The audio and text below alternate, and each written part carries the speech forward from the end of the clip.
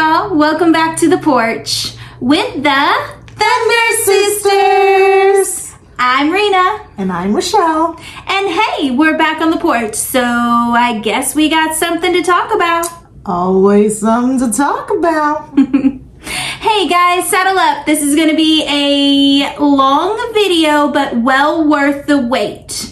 Today we're going to be talking about the consolidation paperwork we received, or lack thereof. And we're going to go over 9 points of the things that we were hoping to get in these consolidation paperwork that we did not get. And then we're going to read some of it from you and kind of just show you guys some of this information. Jesus, Jesus, you are the God who's freed us. So, number 7 is the school consolidation and naming concerns. Legal contracts or formal agreements regarding the consolidation of the two schools appear to be non-existent or missing from the records provided. Board minutes from January 1969 indicate the name Pleasant Mound was chosen. There is no documented votes or meeting minutes showing how or when the name Mountain View Birch Tree was later adopted. And again, it states no December meeting minutes explain a change in the school's name. Now, we do have some things leading up to the name change. We had that where it had said Pleasant Mound was the new name.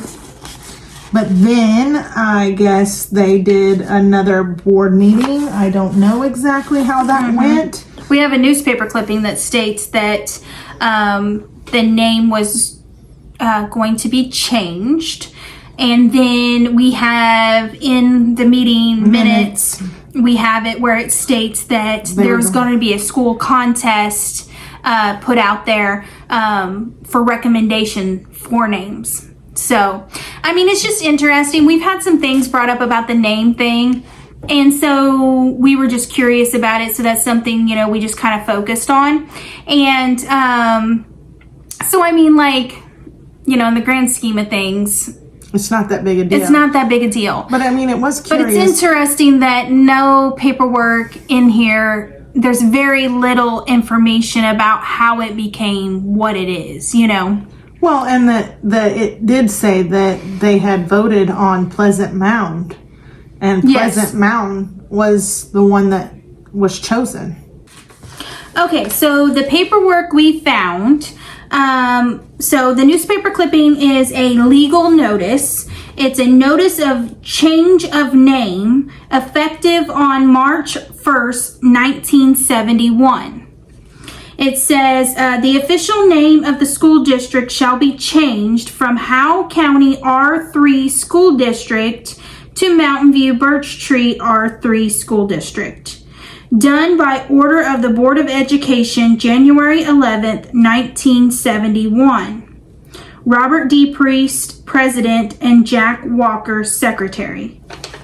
So was it Howe County R3 before? So it was never Pleasant Mound, which is interesting. Okay, so this is where this talks about this. In January 23rd, 1969, meeting minutes, it says, Mountain View Birch Tree Board met in special session. Present, and it gives the names. It says, motion by Walker, second by Cheney, that the board buy 29 acres from G.P. Stinson, $3,500, and 15 acres from Chaz W. Poolmore, $100 per acre. Name submitted for new school. Names right here, okay? Submitted for new school.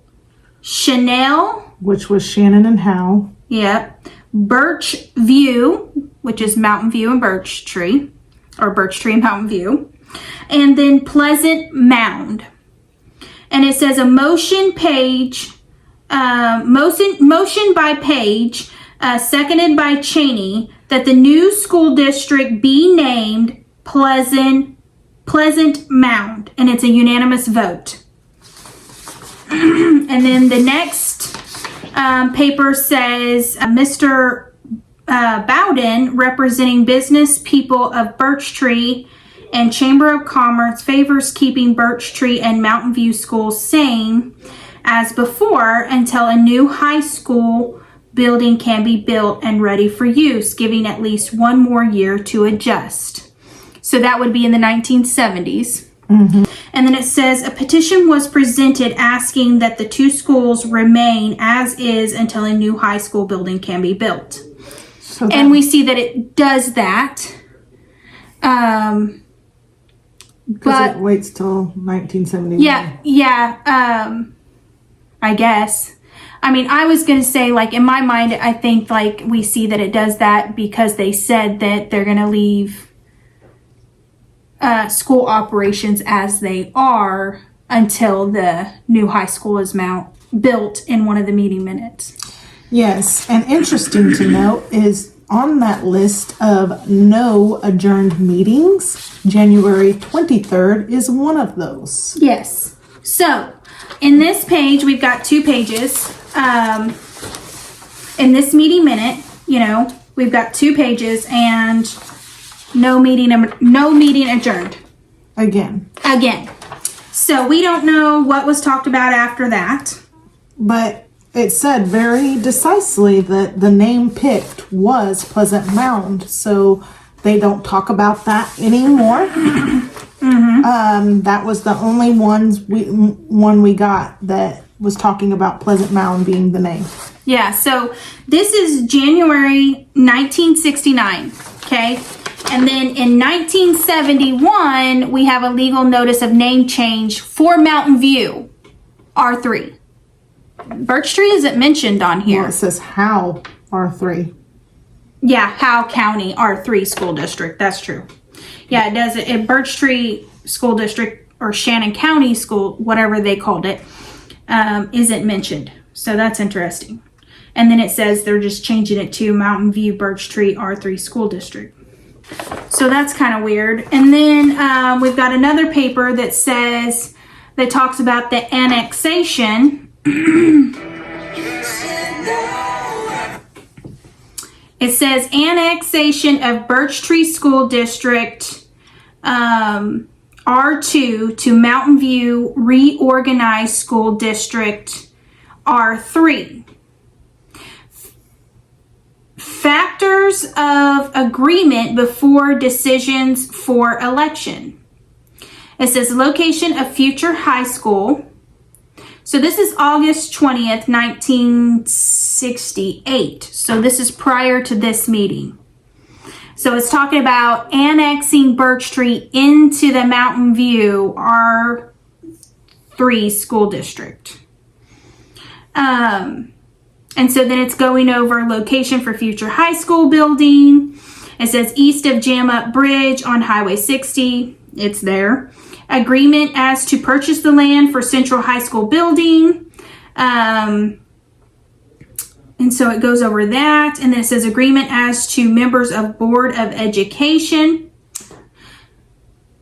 2 board members next up for election agree to resign with 2 new appointee from Birch Tree area. So that's going to go into the next information we're going to talk about. It says agreement that a fair portion of school funds be kept in Bank of Birch Tree. That I can see that. And then agreement that an elementary attendant until will be retained at Birch Tree. Attendant unit will be retained at Birch Tree. So retaining present. Dutiness? I don't know. Outlines. Oh, retaining present outlines. So the way that So agreement that the elementary attendance units will be maintained at Birch Tree. So I don't know. In my mind, I think the way it runs and functions is the way it's going to run and function. Agreement that for 1968 to 1969, the Birch Tree Attendance Unit will operate as planned. All contracts will be valid, the budget will be followed, and the educational plan will be followed. Yes, that's what it meant. Attendance lines will be maintained unless a special agreement is made. So it can be no other way of this line of year. So this almost looks like, we'll put it on the page where you can read it, or put it on here where you can read it. But this almost looks like somebody's notes is what this looks like. Like they had the points and then somebody jotted down notes, or just, isn't that what this looks like? Or wrote it in. Yes. Yeah. So that's interesting. When was this wrote in? We don't know. Nope. But also, as when we were going through this paperwork, one of the girls mentioned annexation. That was brought up before 1969. Annexation meant that, were we forced, kinda? I'm not sure. Yeah. Because, to be annexed. Yeah. So. But also, if Birch Tree was annexed into the Mountain View Reorganized School District R3. So then did they assume the name of Howe County R3? And then when it switched over in 1971, that's why Birch Tree's notice wasn't, added? I don't know. I don't know either. I mean, it's just interesting. And then why did it never change over to Pleasant Mound? Why is there nothing saying it was Pleasant Mound? So that's interesting. It makes no sense. It makes no sense because we don't have completed paperwork. So we're just, speculating, throwing out different things. So, I mean, things we want opinions on, guys. Yes. And even the history that she gave us talked about the Mountain View Pirates and then the Birch Tree Bulldogs. And from the yearbook that she gave us, you can go check out that information in earlier videos. But, so, I mean, it didn't really talk about Pleasant Mound, and it didn't. Nothing. So, I don't know. We don't know what happened to Pleasant Mound. So interesting indeed. Final and last countdown. Oh man. Our final and last number is the number 8. And that is our last point, and it is the school board formation and election process not documented. The records provided do not state how the new merged school board was to be established, including the structure of the board, how many members would serve, how members were to be selected or elected. There is no documentation outlining the voting process for forming the new school board at the time of consolidation. However, meeting minutes dated November 22nd, 1969 state the results of the election, indicating each term consisted of 1 Mountain View board member and 1 Birch Tree board member. The existence of election results without prior documentation explaining how this board structure was created or approved raises additional concerns about missing or incomplete records. So ultimately, one thing we sunshine lawed was that we wanted to know information of how the board was made up, because you think there would be legal documentation in the consolidation paperwork that stated how they were going to move forward in the years to come, of how the requirements of how the board should be made up. Okay. From what we have found in this paperwork, which is literally nothing. We have 3 and then 4, including this other one that we just read a minute ago about the annexation, that kind of talks about the school board. We have one official paper that talks about how, so it says in November 25th, 1968, the board of the newly organized school district met in Penny Cook's office. Seems official. And then it says at 7:30 p.m. Results, see, this is where this gets down to time. They've included time on this one, but not Any of the others? No, but not in a meeting adjournment. Oh, yeah.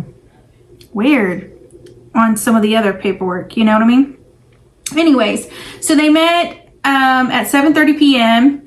and it says the results of the board election of November 22nd, 1968 is as follows. Everett Cheney, which is Birch Tree, Jack Walker, which is Mountain View, and this is the so it has the date beside it that I'm assuming that they are up. So like next year. 1969. Yeah, so it is. Because this was in 1968. Yeah. So, yes, they are up for election because we do have a April 1st, 1969 school board election ballot. So we do have that. So that's one of the paperwork things that we have.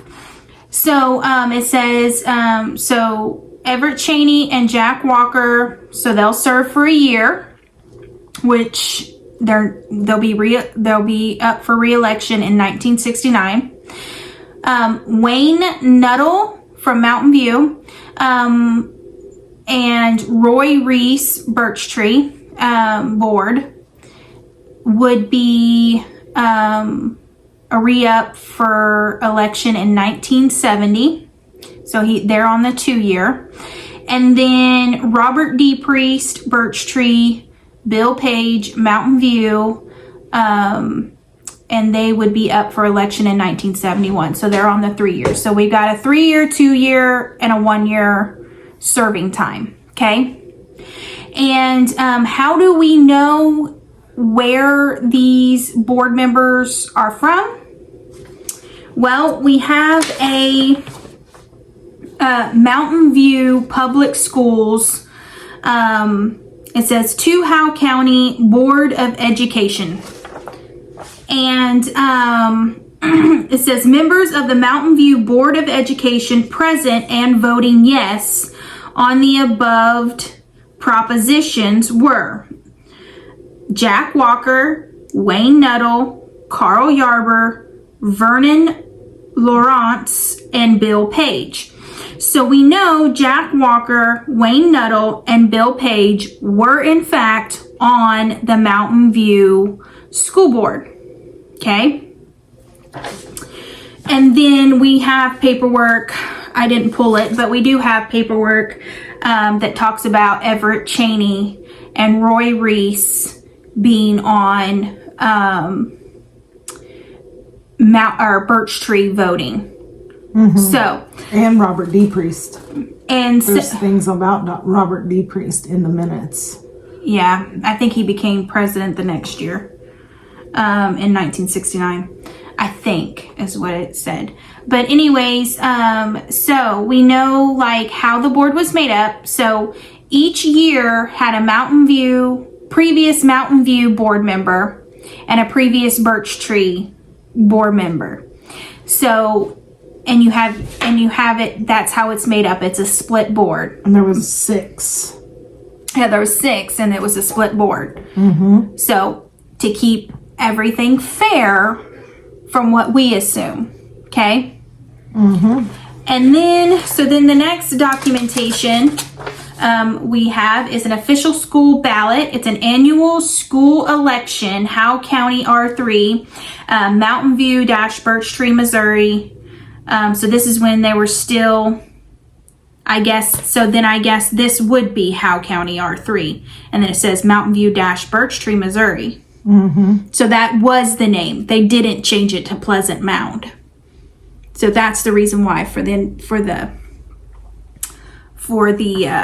changed it to Howe County R3. yeah, they consolidated it and they just went underneath the name of Howe County R3 until they changed it to Mountain View Birch Tree R3.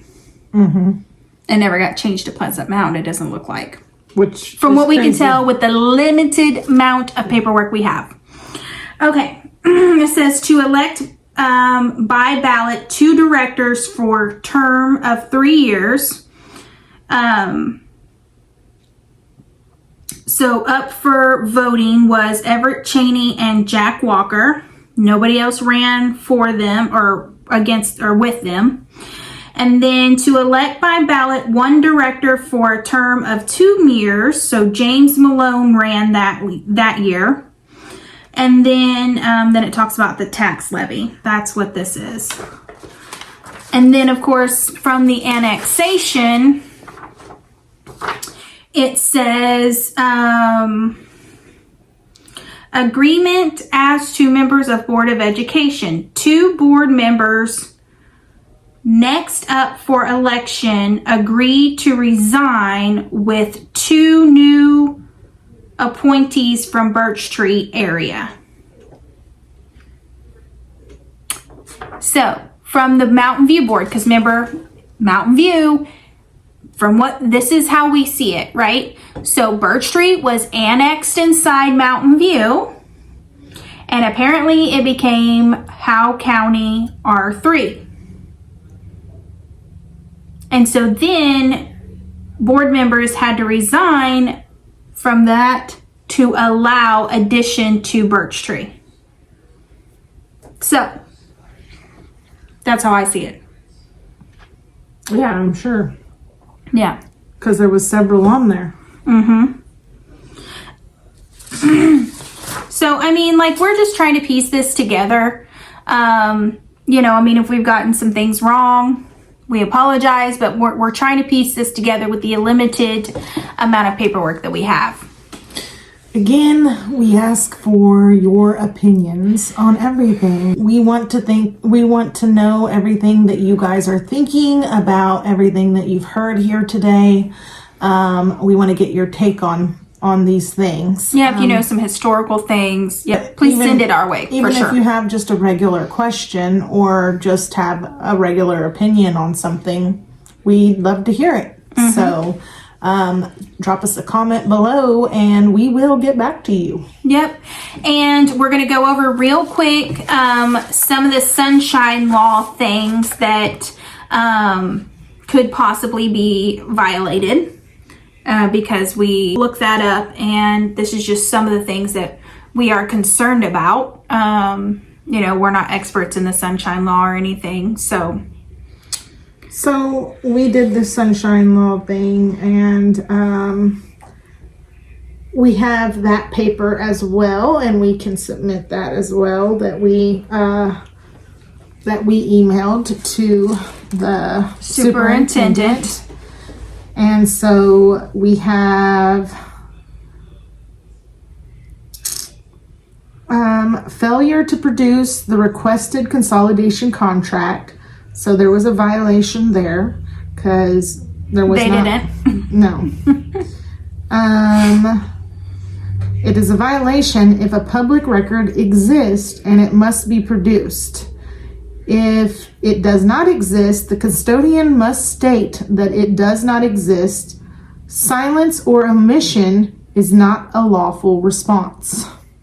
So, them not telling us, hey, we don't have the contract, that's a violation. Yeah. They should tell us, we don't have the legal documentation that we can't find it or whatever. Failure to produce documentation on board formation. That was another one, because we specifically asked for that. So, a violation producing election results without producing the records that created or authorized the structure is an incomplete and misleading response under code 610.023. The next one is failure to produce administration setup records. It says violation the law 610.2.3, no records were produced explaining how the consolidation administration was structured, how positions were created or filled, and any votes or appeals establishing administrative authority. Any votes or approvals. Oh, any votes or approvals. Okay, and then the next one is missing and incomplete board meeting minutes. That's a sunshine law violation. And it says violation is board minutes are public record. Providing partial, incomplete, or altered minutes without explanation violates the sunshine law's requirement of full access to public records. Undocumented change in school name.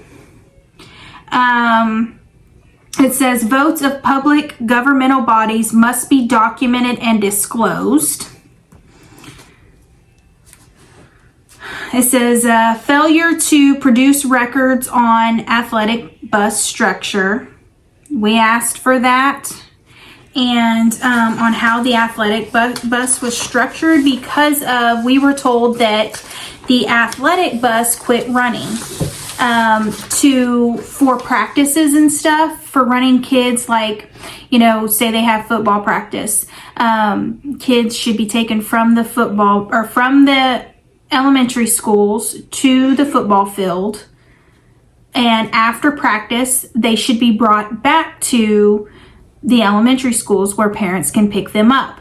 And we were told that they had quit doing that intentionally, and maybe they just didn't have the driver, and so they just, I don't know, we don't know. We didn't have kids in sports. I sure don't have kids in sports there. And then Rochelle didn't have kids in sports, so we weren't sure. And then the people we asked didn't know for sure. So we don't know, but we asked for that information so that we could just clear that up. We need clarification on it because we didn't know. And this is the documentation we got back for that. It says, in regards to your sunshine law request pertaining to the athletic bus, we do not have a board policy. The bus is a procedure, not a policy. Athletic buses are run to games year-round, as we have fall and spring sports. We run buses for fall and spring practices as needed. So, and we also run buses for summer shootouts, camps, and scrimmages. So, but we didn't get the procedure on that either. So, I mean, just a procedure, not a policy, apparently. So they didn't have to give us a procedure about it, I guess. Or it's a policy. The bus is a procedure, not a policy. Yeah. So, I mean, we didn't get that information, and I guess they just run them as needed for the game, or for the practices. And that was sincerely Marsha Webb. Yeah. So I don't know, but we did ask for documentation on that, so I guess they could have provided the procedure information, and we didn't get that information. So. Excessive fee and misrepresentation of records produced. Because the amount we paid was $350. The pages we received was 121 pages, and duplicate pages were 24. So, and we went over that at the front. So, The violation is charging nearly 17 hours of labor to produce less than half of the promised pages. Duplicate records, incomplete and missing documents raise serious concerns of excessive and unreasonable fees prohibited under Law 610.026. The next one is failure to properly respond within Sunshine Law standards, because we had to pay before they produced the paperwork.